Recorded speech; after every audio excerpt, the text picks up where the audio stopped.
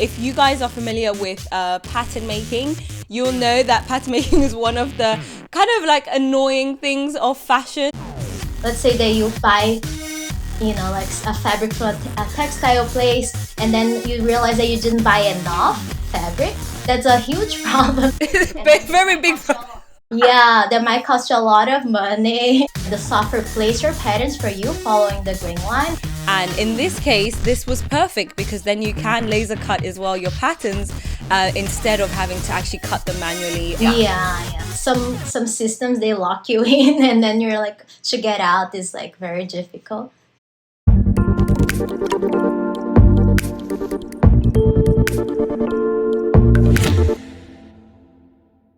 Hi Ellie, it's great to be chatting with you today.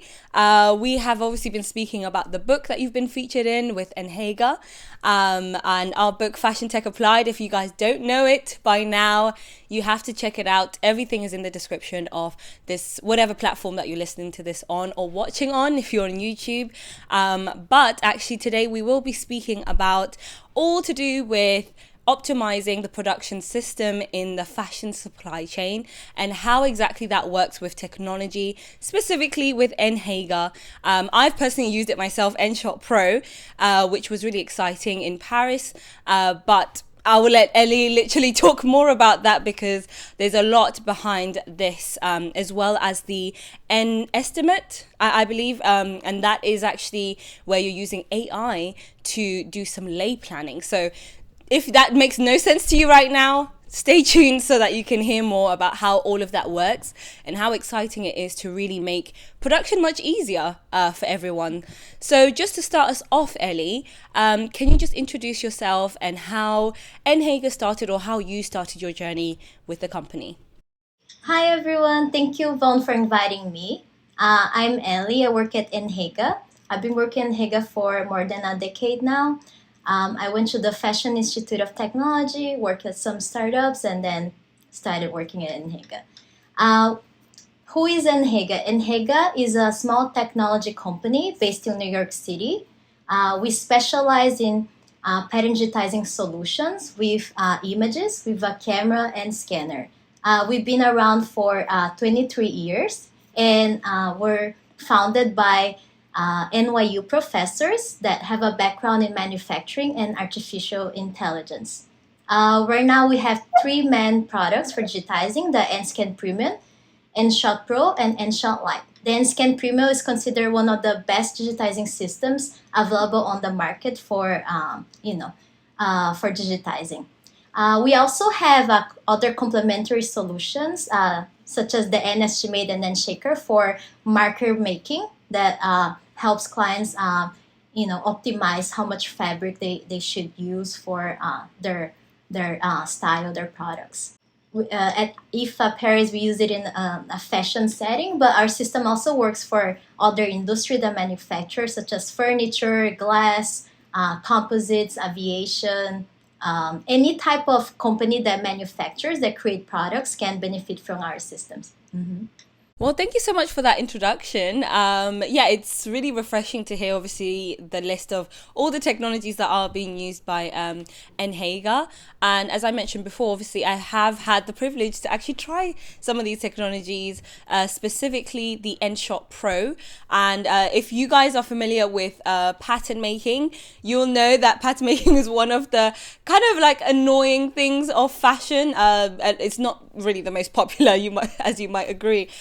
So really having a technology like the N-shot Pro, which digitizes your patterns that either already exist or you can make it from scratch, actually on the system, life size as well, just makes life a lot easier rather than having to do everything manually, even emailing it to manufacturers, and things like that. That's obviously one example there, but in the book we did actually also focus on the N-estimate. So I did obviously just give a little brief introduction there about how you're using AI to make that work, and you're specifically using that technology also for managing waste. waste, because there's a lot of wasted fabric when cutting these patterns, for sampling or even just to make the actual clothes.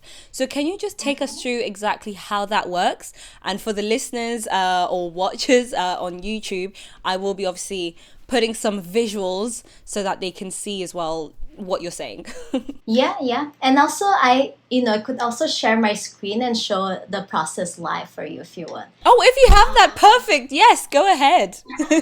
Yeah, okay. So just a little bit. So after our clients digitize with the N-Shot Pro or the N-Scan Premium Scanner, the digitalization process is pretty much taking a picture or scanning the physical pattern. And after that, our software identifies all the cut line, markings, notches automatically in a few seconds.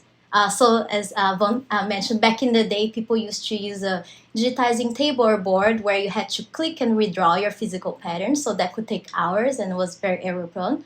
But with our system, you just scan and take a picture, and our AI takes care of the rest. So after that part is done, users can enter the fabric information of the patterns and send it to the N-estimate and enter the marker order, determining the direction of the pattern, like fabric defects and other parameters, and ask the AI to in a few seconds create money saving and also material saving layout. So over here, I just have our digitizing system, the N-Scan Premium open, and I have a few random patterns. They're not part of the same style, just as a demonstration here, right? So after I'm done digitizing, now I can enter the fabric information such as the name. So let's say C for cotton or F for foam, and I can enter the quantity of how many patterns I want to send to the marker making system. And opposites is just to determine if you want a opposite pattern or not. Then after that, I can go to File, Send to an estimate. And then the N-estimate software will pop up. And here's the marker order that you can review. You can change the quantity. Let's say you have 1, 2 here, 3 here. Let's say you don't want a mirror image. We can also simulate a size buffer here. And then after you determine, double check all the information here, you can click OK. This other window pops up and you can change some of the settings. You can change the rotation of the patterns, ask the software to put a buffer, change the bundle direction, fabric defects, and you can run the AI by minute or by number of pattern pieces. So if you have like 10 patterns, I think you can, put like a few seconds or 1 minute. But let's say you have 100 patterns. I think it's better to run the AI for the marker making by seconds. Since there's just a few patterns, I'm just gonna say 10 seconds.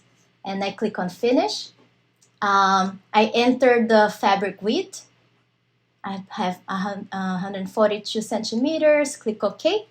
And then after that, you can just go get a coffee, do something else, and wait for the software to determine the play plan for you. And then after 10 seconds, you can see that the software plays your patterns for you following the grain line and the parameters that I set. And you can see the yardage, the efficiency, the total number of patterns. And after that, you can, create, a PDF or an image with all the marker elements. You can also create a cut file to send this file to the cutter, a plot file, or a DXF file.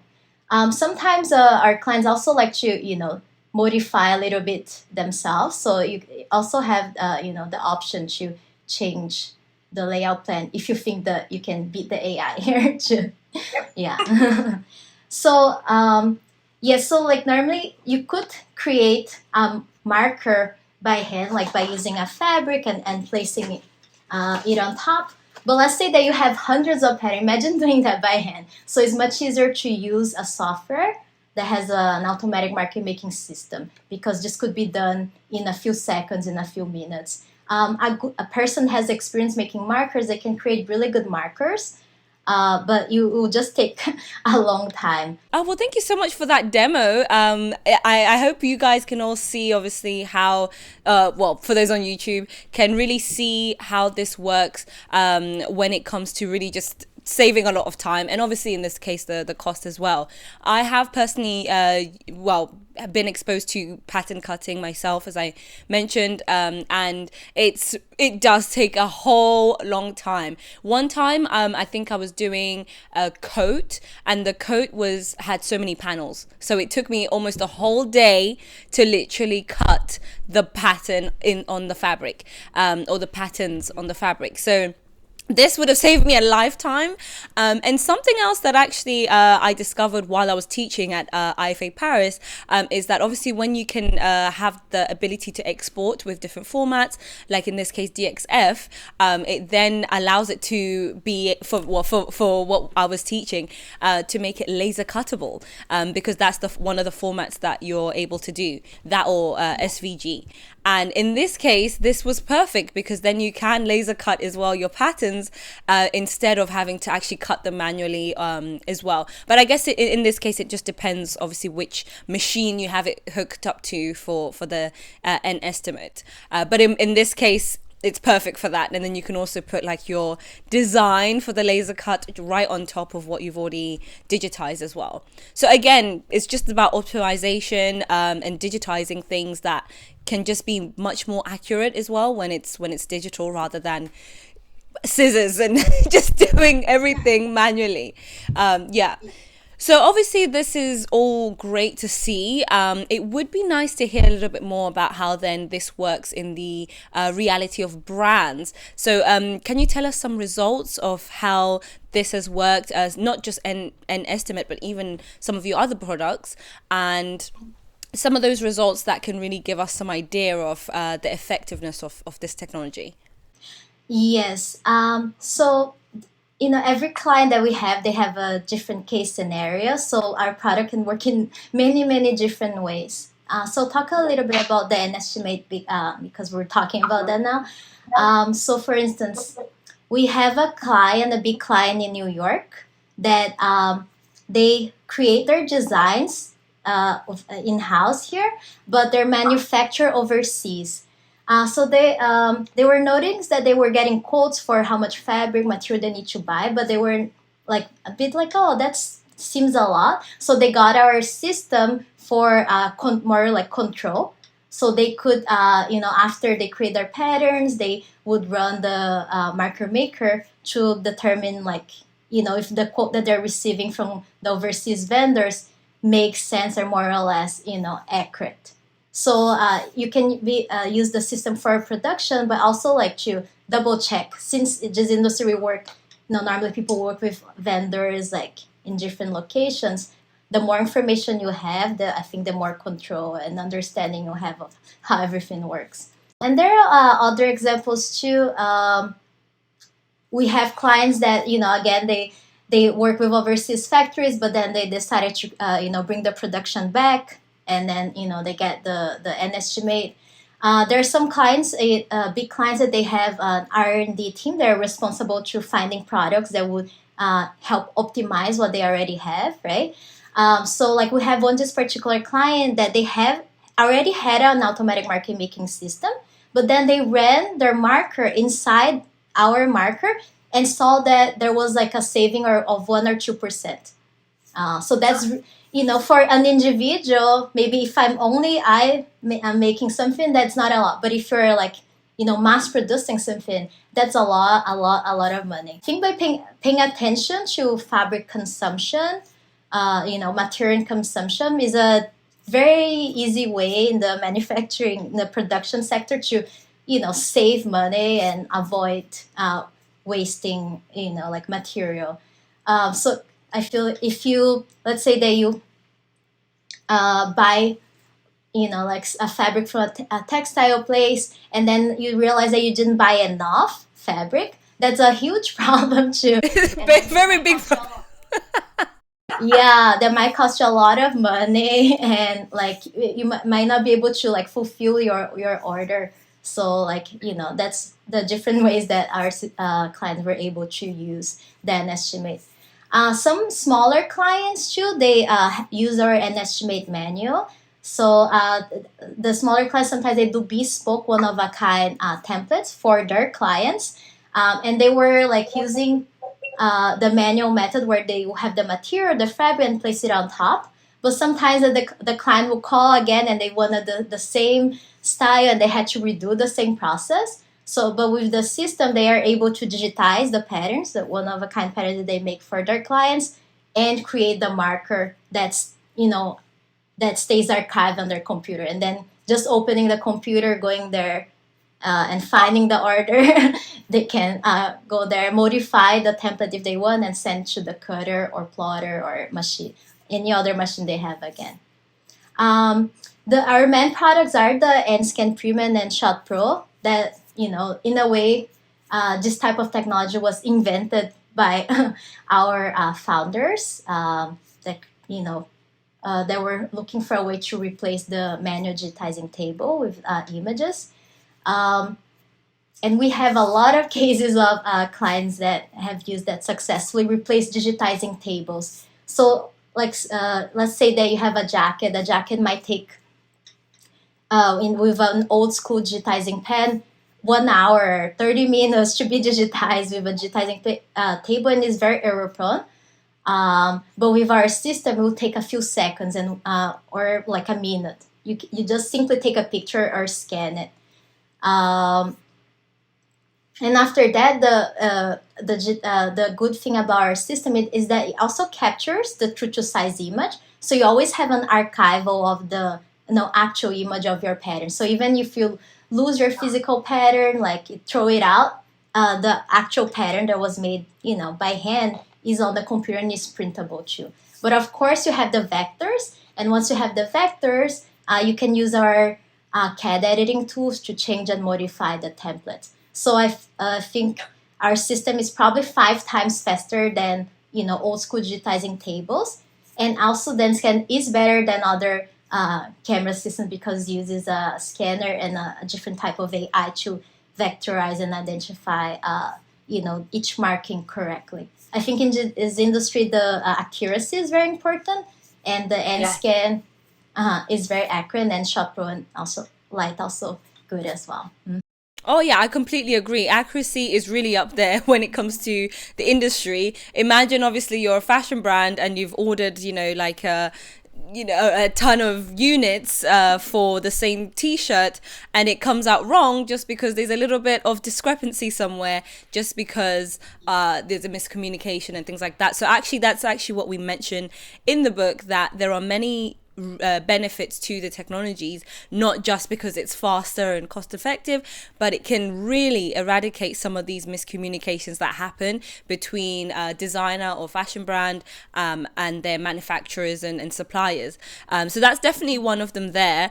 And I think what's interesting really about this that you mentioned is also archiving, something that we I guess don't necessarily talk about enough, but it's something that does happen behind the scenes all the time, where you have, mainstream fashion brands, they will repeat a lot of their same patterns, but they will always make some changes. Or even if it is a well-known high fashion brand that doesn't make as many units, but they will still archive their patterns as well, and that is very important. Instead of having a long drawer that never ends because there's like hundreds of years of patterns, physical patterns, here you have them digital and they are to life, and you're kind of less likely to lose those compared to the physical as well.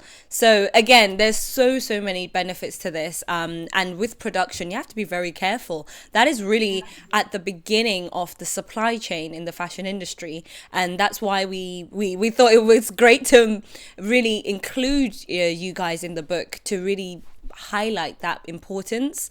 And yeah, having used it myself, specifically N-Shot Pro, I've been really able to see those benefits as well. And also to the students, they always find it so cool that you can just capture a pattern and it's just magically digital and to life as well.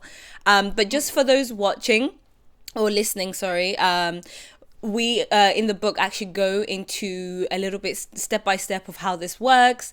So you will see some pictures there as well of exactly befores and afters of how the technology works, but also really going into detail of how this, which kind of software do you need to use, and we talk about other different production processes that are involved, that this can benefit. So this is really just a snapshot of all of that, so make sure you do get your hands on that book, but otherwise it's really interesting to chat with you about this as well. And one of the things that we did discuss in the book was also realities of working in the fashion tech space, just because not everyone actually firstly understands what fashion tech is, and in Paris, the reason why Peter and I actually were working on the fashion tech incubator and all that stuff was really because we saw that the fashion brands there were so traditional, and they really just wanted to do things a very standard way, so bringing in technologies such as these, they'll have to think, firstly understand it, and then they'll try to figure out if they actually want to use it. So really with that is a question for you, really. Have you experienced any of these, these kind of drawbacks when dealing with brands? Have any of them been difficult to change their mind or their way of doing production and trying to introduce something like this to their processes? Yes. So our system, the industry is being rapidly digitized, right? And our system was invented to help bridge this gap between, manual work and technology. I often tell people it's the first step. And we have wonderful clients that normally when people, find us is because, they're ready to go to the next step, start with working with technology. And when they see our system and start using it, they were like, oh, so easy. Because it's just pretty much like scanning. So if you're knowledgeable about, the language of the industry, how pattern works and the engineering of the pattern works, or have worked with a CAD, is super easy. But we also have companies that are larger, and normally they have a visionary person that is responsible to, thinking outside the box to see how things can work better. And normally just people reach out, talk to us, and then when we introduce this to the company, there's always some reluctance by some of the users, but I feel like just visionary people that work at that company that understand, they see the big picture, and they're a big help in implementing the solution. Because if you get a solution, you don't use it, that's then it won't be useful. The solution is made for people. It's not made to replace anyone. It's made to complement as a tool to help you. I think a lot of people are afraid that software, AI, technology will replace their work, but our system won't replace you. It's just a tool that was made to make your work easier, to make your work more efficient, to work alongside your creativity. So it's also to give you more time to be creative, to use your human touch, which I think is irreplaceable. So once people understand that, I think they okay, this is just to help me, not to harm me. But again, I think in larger companies with a lot of clients, always there is a person that worked there that is always a great mind. I can think of a few clients that they really helped bring the technology to the company, replacing old school digitizing systems, or replacing just moving forward from the manually making patterns to the digital world. Does it make sense? Yeah, completely makes sense, and I completely agree. I do not believe that AI will take over the world and suddenly we're all jobless and everything like that. I do think, yes, like you rightly said, it is an assistive tool, not something to take over. Because at the end of the day, you do still need someone to dictate exactly which design is being used for the pattern, for example. Or you may need someone who actually trains the AI specifically for the types of patterns and the way that the AI will work, especially with all these different types of fabrics that actually exist, especially even the sustainable ones. Maybe the grain line is really gonna have to be in a different way, and you still need a human touch there. But I think it's really great as an assistive tool just to help those kind of annoying tasks, really, like we've said, that the things that take so much time that in this case really don't have to. Generally, what you mentioned about decision makers who have to be open-minded, I think that's one of the interesting things as well that we do talk about in the book, and we've spoken about with many people, about how now suddenly there's this pop of different different job roles that are being recruited in fashion brands. So like like an innovation manager, or director, just someone who's really in charge of that innovation in a fashion brand, and hiring or employing different technologies such as these to make sure that this works. And I have spoken to a few of them myself, actually, and normally what they say is that they just kind of look at their priority for their brand. So is their priority to be more sustainable? Then perfect. Does your technology that you're trying to pitch to them, does it match that value? And if it does, then that's how they continue those conversations. So it's not like it's completely difficult to get in touch with those people, but yeah, it can be difficult for those brands who are still trying to be backward, I would say, because we have to move forward, right, with all this technology that's happening. Yes, yes. But I also think it's about the people. So it depends on the people's skills. So if the person is very good by like making it by hand, we have a lot of like companies that follow them and then provide them with the tools to make this way. And there are others that work with different technologies. So it's all about, the person. Yeah, most definitely. I completely agree with that. Yeah. Well, are there any other challenges that you believe you may have faced during this time working with the technology? Maybe from the tech side, not just the convincing of different brands to adopt the tech, but any technological hicks there. Yes, so I think the industry is always changing. There's always new technology, always new needs. For instance, during the lockdown, a lot of people started working from home, and they had needed the systems to work from home. But we do have a team that works on improving our systems every year, and all our improvements are based on client feedback. So as the world changes, as technology changes, we change with them. And again, every client that we have, no pattern run is like the other. No patterns are like the others. There is like a standard way, but not really, because everyone is different. So we're always learning with our clients. For instance, a few years ago, a client approached us and they had patterns, but they were dotted patterns. They were not lines. And it's because back in the day there were not like printers or like scanners, so they would create a pattern, and in order to copy it they had to have holes, and they would just use a chalk around it. So they had a huge archive of thousands of patterns that were made this way. But imagine digitizing that manually. That's very hard. So we worked in creating a technology where identify the dots as like vector lines. Yeah, and many other things. I didn't even think about, those kind of old school ways of making those patterns and how that can really interfere with the way that this technology works. So that's actually really interesting. And I did just get reminded as well of what you mentioned in a previous answer, just about the fact that you're connecting to CAD software as well. So that is one of the things that I find really, really significant about technology. And again, something that we do talk about in the book, specifically about how we are trying to really connect the dots, connect those gaps between the whole supply chain.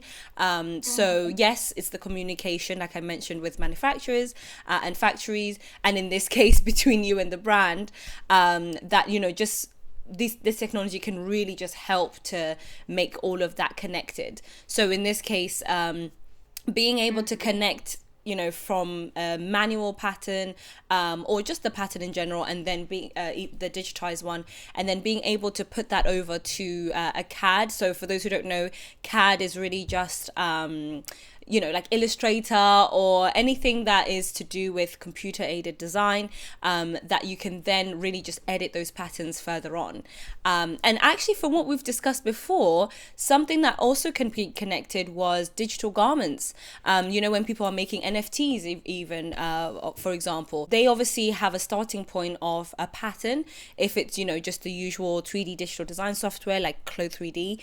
So again, having already your pattern set from this point, maybe you made it manually first and then scanned it, or however you made it, then being able to transfer that to a 3D digital design software, you automatically get to see what your garment actually is going to look like, and it's so hyper real that you actually can see how the clothing might actually behave just because you do have the actual pattern that you would have done. And again, it's life size, so it's really accurate. So again, it's really just connecting that.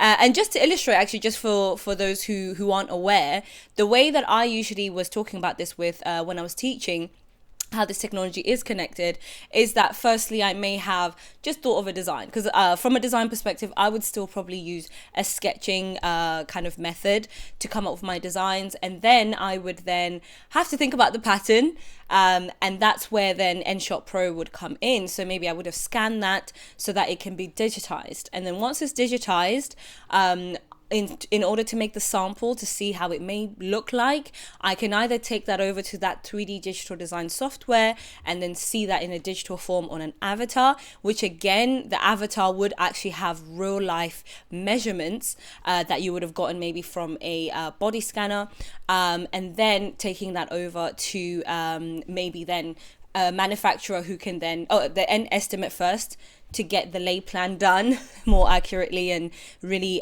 sufficiently for the fabric, and then being able to cut that fabric and maybe making the physical one later on. So that's really how you can do all of that, and then obviously once I want to make it in bulk or whatever, I can just send that electronically, those patterns, to my manufacturer in Italy or wherever.